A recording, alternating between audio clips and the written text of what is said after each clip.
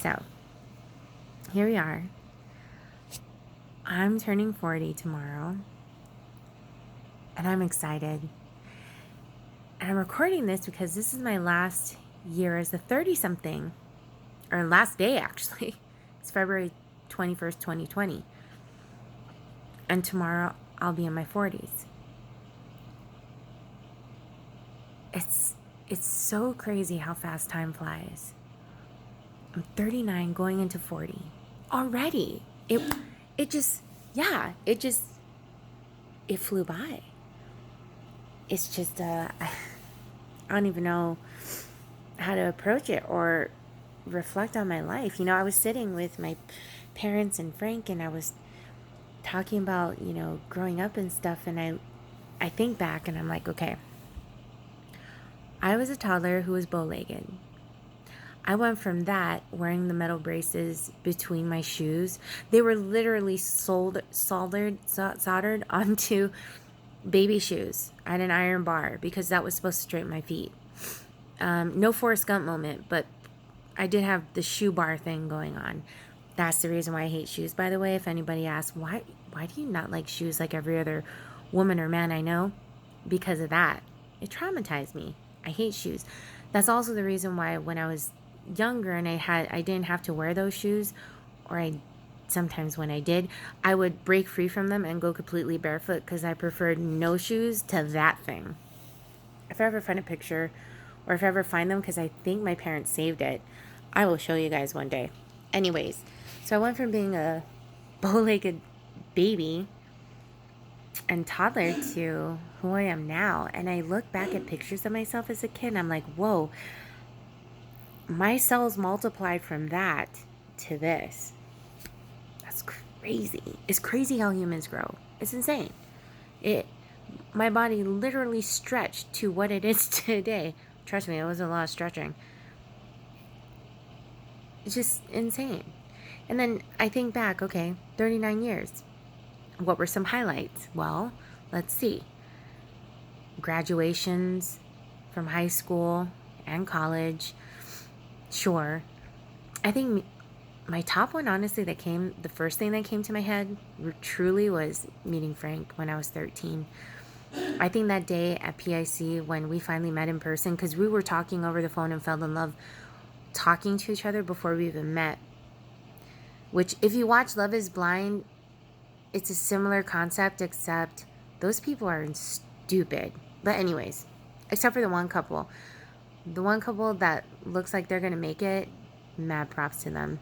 It's so sweet. Anyways, so yeah, meeting Frank for the first time in person was truly magical. I think it's still the most magical day of my entire life. I mean, sunsets and waterfalls, and we were at a water park when we first met. We met in water. Yeah, the whole situation was beautiful. Beautiful. I absolutely loved it. But yeah, so that's one of my top 5. I'd have to say breaking free of those stupid ass uh, uh, shoes was my second. Seriously. Probably the final exam for my agriculture class at University of Guam. We actually went to Aruna, barbecued, and got high, and it was fantastic. It was one of the best days I've ever had at school. I don't think there's like a top 5. There's probably like a top 20. There's so many highlights of my life, and when I look back, I'm like, wow, I was really lucky. At the same time as there were highlights, there were a lot of lows. And not like heavy a lot, but there were some points in my life where I wish I could take it all back. You can't anymore, so you just have to forgive and move on. But I mean, there were some tragedies I wish I never had to have gone through. Loss of child's one. And I don't advertise that too much, but one's okay. That was on me. Twice, like, and then the third time, It's like, okay, I'm not meant to be a mom. Like, ever.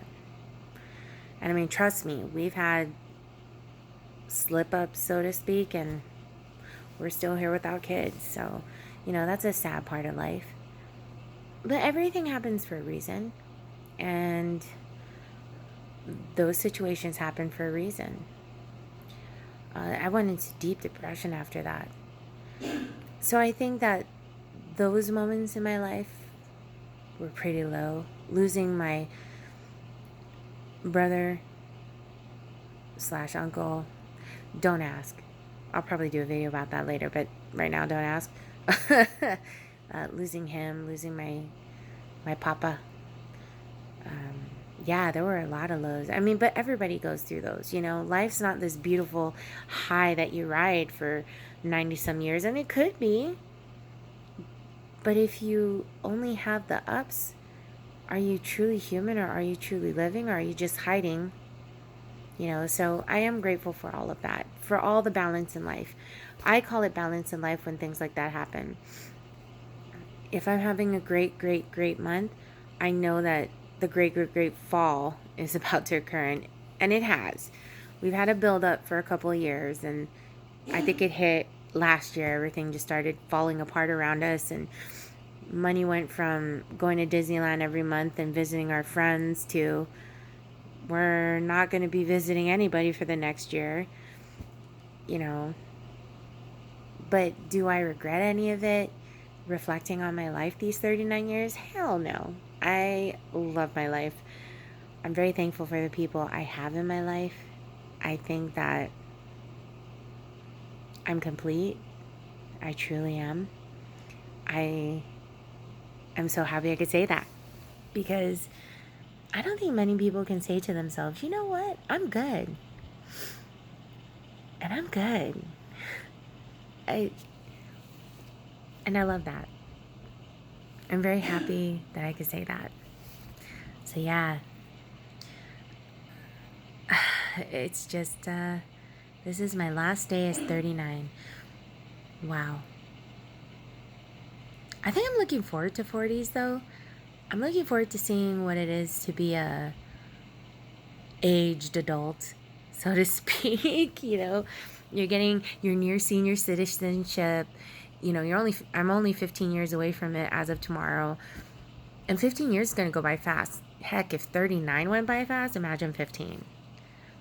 Yeah, I mean, a seasoned adult is in their 40s. When I was 19, 20, and I had this job back home on Guam, I worked for the Power Authority. And when I was working with them, I was hanging out with the coolest people. And they were all in their 40s. And I thought they were so awesome. They were so cool. And I loved hanging out with them. And I was like, man, I can't believe they're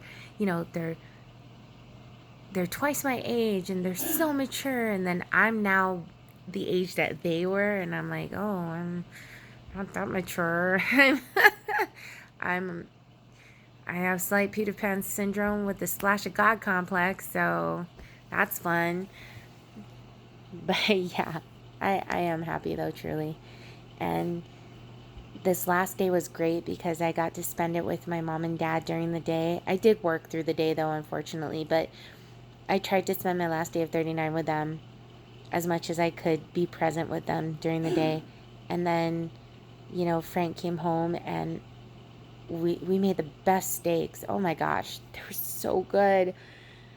With baked potato, we did in the air fryer, so it had crispy skin. It was just, oh my gosh, tonight was a really good dinner. So I'm ending it on a seriously high note. And I'm really excited for tomorrow too. So I'm going to end this by saying thank you to all who have made my life what it is today. Whether we met under really bad circumstances or really fun ones, sad ones possibly, or affairs that I was involved with. Not saying it like that, but could be, who knows. Yeah, thank you. Thank you for being a part of my life and for making me who I am today. Because all of your influence, all of the experiences that all of you guys have experience with me in my life, whether we were classmates or just friends or even just acquaintances or people we just talked over the phone or I met on AOL. Some of you are those people. Thank you. Because I don't think I could have become the person I am without that story, without you being in my life. Every single one of you.